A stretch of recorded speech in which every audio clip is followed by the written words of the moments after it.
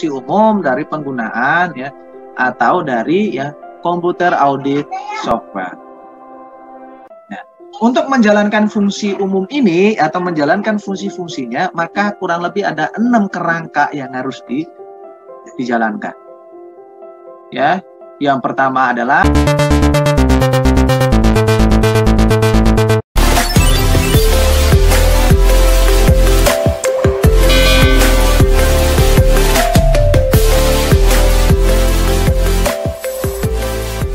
Assalamualaikum warahmatullahi wabarakatuh. Waalaikumsalam warahmatullahi wabarakatuh. Selamat pagi teman-teman. Puji Tuhan kita masih ketemu lagi di pertemuan hari ini. Materi hari ini yang berkaitan dengan pengauditan. Proses audit dikatakan apa? Secara keseluruhan menggunakan langkah kegiatan yang hampir sama. Ya, yang dimana terkait dengan apa? Perencanaan audit. Sebelum melakukan audit itu harus melakukan perencanaan. Jika sudah ada perencanaan, maka apa? Maka lakukan atau pelaksanaannya adalah terkait dengan pengumpulan bukti audit. Pada proses pelaksanaan yang berkait dengan pengumpulan bukti itu juga ya, yang ketiga adalah harus dilakukan evaluasi atas bukti-bukti. Dan proses yang terakhir adalah terkait dengan mengkomunikasikan hasil audit. Nah, kita akan pelajari satu persatu ya, yang terkait dengan perencanaan audit. Apa aja yang harus direncanakan? Ya. Dalam proses audit yang pertama itu kan ada perencanaan. Apa aja yang harus direncanakan sebelum mereka melakukan audit? Ya. Yang pertama adalah terkait dengan tetapkan dulu lingkungan dan tujuannya. Ya. Yang berhubungan ditetapkan lingkungannya adalah fokus ya. Di bagian mana yang harus kita fokuskan dan apa tujuannya? Di poin nomor 1 inilah yang berhubungan dengan keluaran ya, atau output. Apa tujuan akhir dari pelaksanaan audit tersebut? Itu harus ditetapkan. Ya. Jika sudah ditetapkan yang berkaitan dengan tujuan, ya, maka lakukan yang berkaitan dengan organisasi tim audit.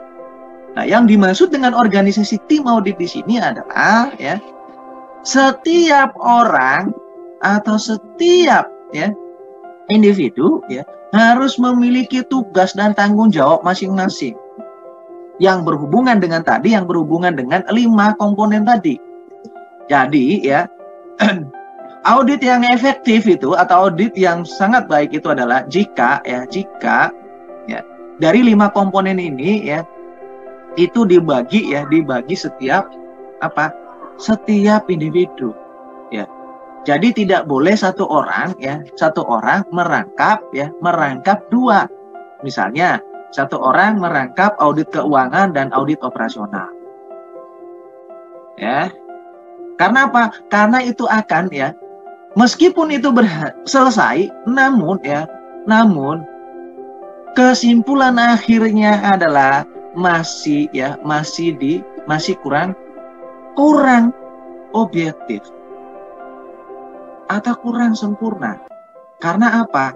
Karena ya dia akan melakukan pengauditan yang berkaitan dengan audit keuangan dan audit operasional.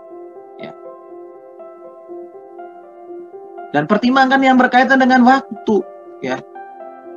Sehingga tadi dia katakan apa? Perencanaan yang kedua adalah organisasi tim audit. Yang ketiga adalah apa? Kembangkan pengetahuan mengenai operasional bisnis. Nah, ini yang paling penting, teman-teman. Ya. Yang paling penting terkait dengan perencanaan ini adalah ya, kalau sebelum melakukan audit itu harus pelajari dulu yang berkaitan dengan apa? Ya. Lini bisnis yang harus diaudit. Yang berkaitan dengan pengetahuan mengenai produk apa yang mereka jalankan. Atau aturan-aturan yang berkaitan dengan pembelian di sana seperti apa. Itu harus dipelajari dulu. Ya. Harus dipelajari dulu. Habis itu adalah terkait dengan ya tinjau hasil audit sebelumnya. Nah, harus ada histori. Jadi hasil audit sebelumnya juga sebagai rekomendasi di audit yang akan datang. Nah, habis itu identifikasi faktor-faktor risiko. Nah, identifikasi faktor risiko ini juga penting dalam perencanaan. Jangan sampai kita melakukan ya, khusus kita seorang audit ya, kita melakukan hal yang tidak ya semestinya. Atau misalnya kita melakukan audit di saat kondisi lagi kacau. Misalnya perusahaan lagi demo, kita masuk untuk mengaudit, ini nggak bisa ya. Itu bisa berantem gitu ya. Habis itu adalah siapkan program audit. Nah, siapkan program audit. Nah, program audit ini bisa menggunakan yang manual atau menggunakan software. Ya, nanti kita akan pelajari. Setelah kita memahami yang berkaitan dengan perencanaan audit, maka di poin ketiga tadi adalah terkaitan dengan poin yang kedua adalah terkait dengan pengumpulan bukti. Nah, dalam pengumpulan bukti ini kita akan pelajari apa aja yang harus dikumpulkan. Ya. Dalam kegiatan pengumpulan bukti yang pertama di sana adalah melakukan pengamatan atas kegiatan-kegiatan operasional. Habis itu lakukan peninjauan atas dokumentasi. Lakukan diskusi dengan para pegawai dan ya jika memungkinkan ya atau jika tidak memungkinkan untuk offline, maka harus menggunakan kuesioner untuk menjajak pendapat. Ya. Dan itu apa? Pengumpulan bukti juga harus memeriksa ya bukti fisik dari apa? Aset. Apakah aset itu masih ada? Ya, daftar fix asetnya ada ya. Di daftar fix aset itu ada. Tapi fisiknya ya itu harus diperiksa apakah masih ada atau tidak. Atau mungkin pindah tempat atau kodenya pindah. Kodenya ganti. Ya. Habis itu terkait dengan konfirmasi melalui pihak ketiga. Yang maksud dengan konfirmasi dengan pihak ketiga ini adalah melakukan konfirmasi atas pembelian ya yang menurut kita adalah dicurigai. Ataupun ya konfirmasi kepada ya melakukan penjualan. Ya. Apakah ya barang yang dijual itu harganya sesuai dengan yang ditentukan oleh perusahaan atau mungkin di-up sama si penjual. Ya, itu harus dikonfirmasi. Ya. Habis itu apa? Pembuktian dengan dokumen sumber. Nah, habis itu apa lagi? Yang terakhir adalah review analitis dan pengambilan sampel audit. Oke. Ya. Tahap yang penting adalah tahap yang paling terakhir ini adalah sangat penting ya. Itu tahap yang penting terkait dengan review analitis dan pengambilan sampel audit. Nah, kenapa saya katakan penting ya? Penting bagi kita seorang audit untuk meringankan kita dalam meriksa atau membuat kesimpulan, maka ya pilihlah sampel-sampel yang memang kita benar-benar mencurigai. Ya. Jadi tidak semua dokumen itu kita harus minta, ya. Maka di sini kita harus mengambil sampel. Ya, gunanya tadi kita melakukan pengamatan, kita lakukan interview, ya. Dokumen-dokumen kita harus tinjau, ya. Untuk apa? Untuk menentukan sampel. Ya. Setelah kita melakukan bukti, ya, melakukan pengumpulan bukti, maka proses audit selanjutnya adalah yang berkaitan dengan apa? Evaluasi bukti. Nah, evaluasi ini yang mencakup terkait dengan nilai kualitas pengendalian internal. Apakah ya kualitas pengendaliannya itu sudah baik? Ya, habis itu terkait dengan nilai keandalan informasi. Apakah informasi yang diberikan oleh karyawan kepada auditor itu sudah baik? Habis itu nilai kinerja operasional. Apakah operasional itu ya sudah baik? Ya, misalnya apakah semua karyawannya adalah sudah sesuai dengan bidangnya atau ya apakah ya tidak ada tumpang tindih jabatan atau tumpang tindih pekerjaan ya. Habis itu pertimbangan kebutuhan atas bukti tambahan, ya. Dari evaluasi ini nanti ya maka akan menemukan celah atau menemukan kesimpulan lagi yang berkaitan dengan apakah membutuhkan bukti tambahan terkait dengan bukti-bukti yang sudah kita minta atau sudah kita ambil. Ya, habis itu pertimbangkan faktor-faktor resiko gitu kan ya. Pada saat evaluasi maka harus pertimbangkan semua faktor-faktor risikonya. Ya, misalnya yang berkaitan dengan jika sumber dayanya kita kurangin atau misalnya kita mengatakan kurang integritas atau melakukan pelanggaran, maka risikonya apa? Pasti risikonya adalah dikurangin atau dikeluarin yang berakibat pada apa? Yang berakibat pada ada penumpukan pekerjaan. Itu juga harus dipertimbangkan. Ya, itu risiko sederhana. Ya. Habis itu pertimbangan terkait dengan faktor-faktor materialitas. Ya, habis itu adalah dokumentasi penemuan audit. Yang terkait dengan pertimbangkan faktor-faktor materialitas di sini yang berhubungan dengan ya, apakah semua temuan-temuan itu ya semuanya bernilai material atau ya tidak terlalu material. Ya, jika tidak terlalu material, maka hanya diberikan masukan. Ya, atau misalnya ada penemuan yang berkaitan dengan fraud, ya, apakah fraudnya itu material atau tidak? Ya, jika material maka apa yang harus dilakukan? Itu yang terkait dengan evaluasi. Dan yang terakhir terkait dengan apa? Komunikasi hasil audit. Nah, pada saat melakukan komunikasi audit, ya, maka ada yang namanya apa? Yang pertama adalah formulasikan yang berkait dengan kesimpulan. Setelah melakukan formulasi kesimpulan, maka harus membuatkan rekomendasi. Rekomendasi untuk siapa? Rekomendasi yang diberikan kepada manajemen. Setelah rekomendasinya dapat diterima atau dapat ditanggapi oleh manajemen, maka harus melakukan persiapan-persiapan yang berhubungan dengan laporan audit. Ya. Yang terakhir adalah terkait dengan menyampaikan hasil audit ke pihak manajemen.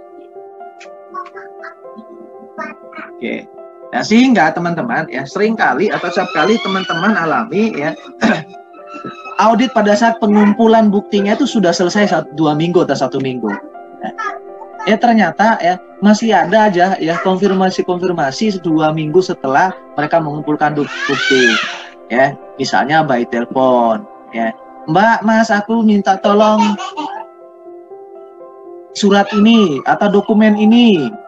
Ya. Atau misalnya ya misalnya mereka menyampaikan, Mas, ini transaksi tanggal sekiannya gini. Itu kenapa ya? Itu artinya apa? Konfirmasi. Ya. Habis itu mereka memberikan rekomendasi yang berkaitan dengan apa? Apa yang harus dilakukan. Oke, ya.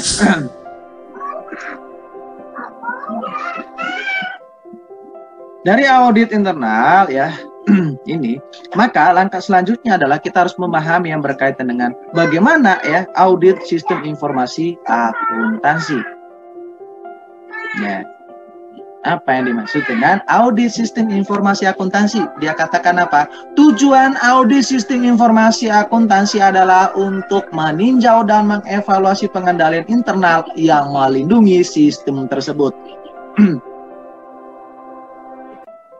Yang berhubungan dengan mengaudit sistem informasi akuntansi ini adalah terkait dengan apa? Ya, mengevaluasi pengendalian yang melindungi sistem tersebut.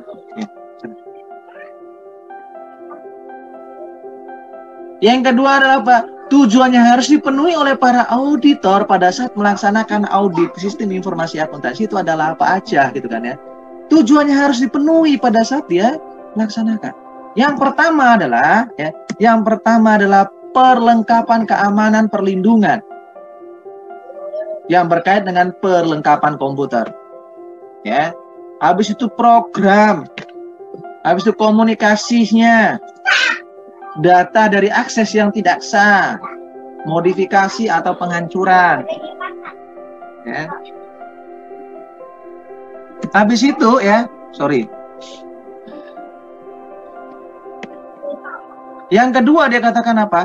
pengembangan dan perolehan program dilaksanakan sesuai dengan otorisasi khusus dan umum dari pihak manajemen.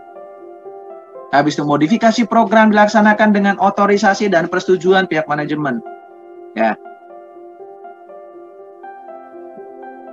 Ini adalah tujuan yang harus dipenuhi oleh para auditor pada saat melaksanakan audit sistem informasi akuntansi. Ya. Dia harus memastikan seorang auditor itu harus memastikan atau harus ada kepastian yang berkaitan dengan tadi apa? Perlindungan keamanan komputer. Habis itu terkait dengan program yang digunakan. Habis itu komunikasi datanya. Ya. Dan juga apa? Dan juga yang berkaitan dengan program dilaksanakan sesuai dengan otorisasi khusus dan umum dari pihak manajemen. Jadi harus setiap program atau setiap orang itu harus memiliki otorisasi baik itu secara khusus maupun secara umum. Agar program itu dapat dijalankan dengan baik maka harus dilakukan otorisasi secara ketat. Habis itu terkait dengan modifikasi program. Modifikasi program ini dilaksanakan dengan apa? Otorisasi dan dipersetujui oleh manajemen. Yang maksudnya di mana di sini adalah dalam saat pelaksanaan auditor, maka dia akan memberikan rekomendasi juga yang berkaitan dengan akan adanya modifikasi terkait dengan program. Atau ada sistem atau ada program yang sudah disiapkan oleh seorang tim audit untuk menggantikan program yang sudah dijalankan. Atau mungkin mungkin diberikan wewenang kepada auditor untuk melakukan modifikasi program yang sudah ada. Habis itu yang keempat dia katakan apa? Pemrosesan transaksi, file, laporan dan catatan komputer lain telah akurat dan lengkap. Dan yang kelima adalah data sumber yang tidak akurat atau yang tidak memiliki otorisasi yang tepat diidentifikasi dan ditandatangani sesuai dengan kebijakan manajerial yang telah ditetapkan. Dan yang terakhir adalah file data komputer telah akurat, lengkap dan kerahasiaan terjaga. Nah, ini adalah 6 poin yang harus dipenuhi oleh para auditor pada saat dia melaksanakan audit sistem. Oke. Wow, kita sudah mantap. Dan yang berikutnya adalah terkait dengan pendekatan audit berdasarkan risiko. Pendekatan audit berdasarkan risiko dia katakan apa? Berdasarkan risiko untuk audit memberikan para auditor pemahaman yang jelas atas kesalahan dan ketidakberaturan yang dapat terjadi dan risiko serta penyikapannya. Nah, audit itu harus memberikan pemahaman yang jelas atas apa? Atas segala sesuatu yang terjadi atau atas apa? Ketidakberaturan yang dapat terjadi. Dan juga harus memberikan keterangan yang jelas bahwa risiko-risiko yang terjadi jika melakukan kesalahan. Dan juga harus menyampaikan bagaimana menyikapinya. Yang berkaitan dengan pendekatan audit berdasarkan risiko ini adalah tahap evaluasinya adalah yang pertama, tentukan ancaman-ancaman yang harus dihadapi oleh sistem informasi akuntansi. Habis itu identifikasi prosedur pengendalian yang diimplementasi. Dan yang keempat, tiga adalah evaluasi prosedur pengendalian. Dan yang terakhir adalah evaluasi kelemahan, kesalahan dan ketidakberaturan yang tidak terungkap oleh prosedur pengendalian. Ini adalah tahap evaluasi terkait dengan pendekatan risiko yang dijalankan oleh audit. Tentukan ancaman, seperti yang sudah kita bahas sebelumnya. Di pengendalian kita sudah bahas. Habis itu penipuan komputer kita sudah bahas. Apa aja ancaman-ancaman yang dihadapi atau rentan terjadi pada sistem informasi akuntansi. Baik teman-teman Terakhir Oke. Kurang 2 lagi Baik Yang berikutnya adalah terkait dengan saya menekankan yang berhubungan dengan pengauditan operasional. Nah, pengaudit operasional adalah teknik dan prosedur yang digunakan dalam audit operasional secara keseluruhan itu hampir sama dengan diterapkan dalam audit sistem informasi keuangan. Cuman perbedaannya adalah apa? Bahwa lingkungan audit sistem informasi dibatasi pada pengendalian internal. Sementara lingkungan audit lingkungan audit keuangan dibatasi pada output. Nah, kalau pengauditan operasional itu dia berada pada mengaudit terkait dengan pengendalian internal, maka kalau audit keuangan itu adalah dia mengaudit terkait dengan output, hasilnya. Keluaran dari proses akuntansi. Sebaliknya adalah lingkungan audit operasional lebih luas, melintas seluruh aspek manajemen sistem informasi. Nah, pengauditan operasional ini sangat luas, Lalu yang berikutnya adalah apa? Tujuan dari audit operasional adalah mencakup faktor-faktor seperti apa? Efektivitas, efisiensi, dan pencapaian tujuan. Lalu pengumpulan buktinya bagaimana? Meninjau kebijakan dokumen operasional, melakukan konfirmasi, atas apa? Atas prosedur dengan pihak manajemen serta personel operasional. Nah, prosedurnya bagaimana dalam pengumpulannya? Yang pertama adalah apa? Mengamati fungsi-fungsi dan kegiatan operasional, memeriksa rencana dan laporan keuangan serta operasional. Habis itu menguji akurasi informasi, menguji pengendalian ditetapkan. Ini adalah prosedur pengumpulan bukti yang berhubungan dengan audit operasional. Baik teman-teman. Yang berikutnya adalah terkait dengan pemakaian software dalam audit. Tadi dikatakan apa? Siapkan program audit. Dalam sini adalah beberapa program komputer yang disebut sebagai komputer audit software atau generalist audit software telah dibuat secara khusus untuk auditor. Nah, jika semua organisasi atau entitas menggunakan komputer audit software, maka tugas dari audit internal itu adalah semakin mudah. Karena apa? Karena hanya membaca dan menganalisa output. Nanti tujuannya nanti akhir-akhirnya sama kepada laporan audit laporan keuangan, yaitu berfokus kepada output. Komputer audit software dikatakan adalah program komputer yang berdasarkan spesifikasi dari auditor, menghasilkan program yang melaksanakan fungsi-fungsi audit. Nah, ini nanti akan jika semua ada juga yang sudah menjalankan ada yang sudah menjalankan yang berkaitan dengan pengauditan internal menggunakan software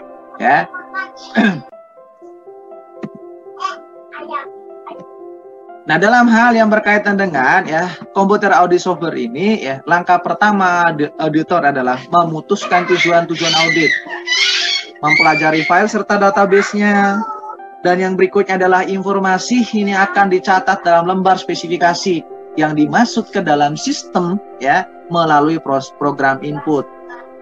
Sehingga program ini membuat catatan spesifikasi yang digunakan komputer audit software untuk menghasilkan suatu atau lebih program audit. Yang terakhir dia katakan apa? Program audit memproses file-file sumber dan melaksanakan operasional audit yang dibutuhkan untuk menghasilkan apa? Menghasilkan laporan audit yang telah ditentukan. Nah, ini yang berkaitan dengan pemakaian software dalam pelaksanaan audit internal. Jika ini semua ada maka tugas seorang audit saya katakan tadi sangat mudah Lalu fungsi umumnya adalah untuk apa? Fungsi umumnya adalah yang pertama adalah untuk apa? Untuk pemformatan ulang, Habis itu manipulasi file, Habis itu perhitungan, habis itu pemilihan data, analisis data, pemrosesan file sampai dengan pembuatan laporan. Ini adalah fungsi umum fungsi umum dari penggunaan atau dari komputer audit software. Untuk menjalankan fungsi umum ini atau menjalankan fungsi-fungsinya, maka kurang lebih ada 6 kerangka yang harus dijalankan. Ya, yang pertama adalah yang berhubungan dengan audit keamanan komputer, audit pengembangan program, modifikasi, pengendalian, dan pengendalian data sumber dan pengendalian file data. Nah, audit keamanan komputer di sini yang berkaitan dengan apa? Ya, yang berkaitan dengan software yang digunakan, ya. Habis itu yang berkaitan dengan kehilangan data, ya. Itu yang berkaitan dengan audit keamanan. Habis itu ya audit pengembangan program. Kalau audit pengembangan program ini ya, maka harus lakukan identifikasi yang berkaitan dengan apa? Kesalahan program yang tidak disengaja. Ya, habis itu kode program yang tidak sah. Itu harus bisa ditemukan. Nah, habis itu yang berkaitan dengan modifikasi program. Kalau modifikasi program di sini ya, itu seperti yang saya sudah sampaikan tadi ya, di mana ya yang berkaitan dengan modifikasi di sini adalah yang berhubungan dengan kesalahan program yang tidak disengaja ya. Habis itu kode program yang tidak sah, itu hampir sama dengan apa? Audit pengembangan. Ya. Habis itu pengendalian ya baik proses komputer, data sumber, data file ya. Kalau yang berhubungan dengan pengendalian di sini ya, untuk pemrosesan ya. Untuk pemrosesan yang berhubungan dengan apa? Kegagalan. Ya, sudah pasti kegagalan dari sistem. Itu adalah ya yang harus di audit atau harus ditinjau. Ya, habis itu data sumber yang berhubungan dengan apa? Apakah inputnya itu sudah benar? Ya, semua data sumber itu yang berhubungan dengan input sudah benar. Yang terakhir terkait dengan pengendalian file data. Kalau yang pengendalian file data ini yang berhubungan dengan apakah data yang disimpan itu ya sudah benar, atau apakah data yang sudah simpan pada 5 tahun sebelumnya itu sudah masih ada. Sehingga yang dimaksud di sini adalah terkait dengan umur dari file ya. Umur file. Nah, ada yang menetapkan umur file itu adalah 10 tahun, ada yang 5 tahun. Nah, jika sudah menetapkan standar file itu berumur 5 tahun, maka pada saat audit itu harus dicek. Apakah data yang sudah diperiksa ya di 5 tahun yang lalu itu masih ada.